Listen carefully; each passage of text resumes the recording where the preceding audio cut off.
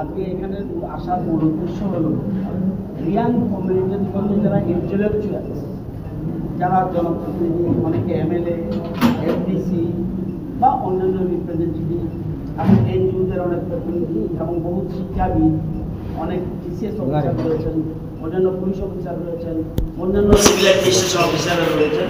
তারা এখানে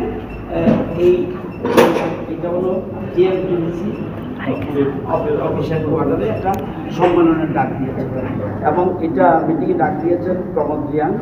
ওনাকে একটা বিশেষজ্ঞ কমিটি, রাজ্য সরকার একটা কমিটি করেছে, বিশেষজ্ঞ কমিটি, যে রিয়াং ভাষা যেটা কবরু এক্সপার্ট কমিটি, সেটাকে কীভাবে ইমপ্লিমেন্টেশন করা যায় এই জন্য একটা কমিটি করে দিয়েছে। আজকে ওনার থাকে এখানে সবাই, অন্যান্য এমএলএরাও আসছেন, এমডিসিরও এসছেন এবং executive member of the ADC তারাও এসছেন, আরও অন্যান্য জনপ্রতিনিধি যারা এসেছেন তারা সব জড়ো হয়েছে।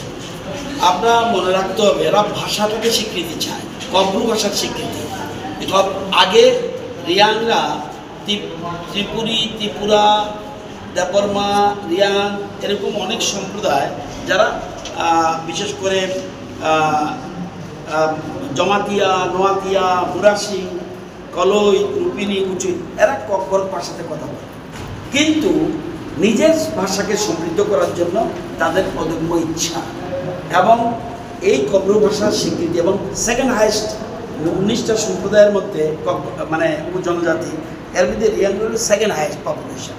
তো ওরা চাইছে কব্বর ভাষার যেন স্বীকৃতি।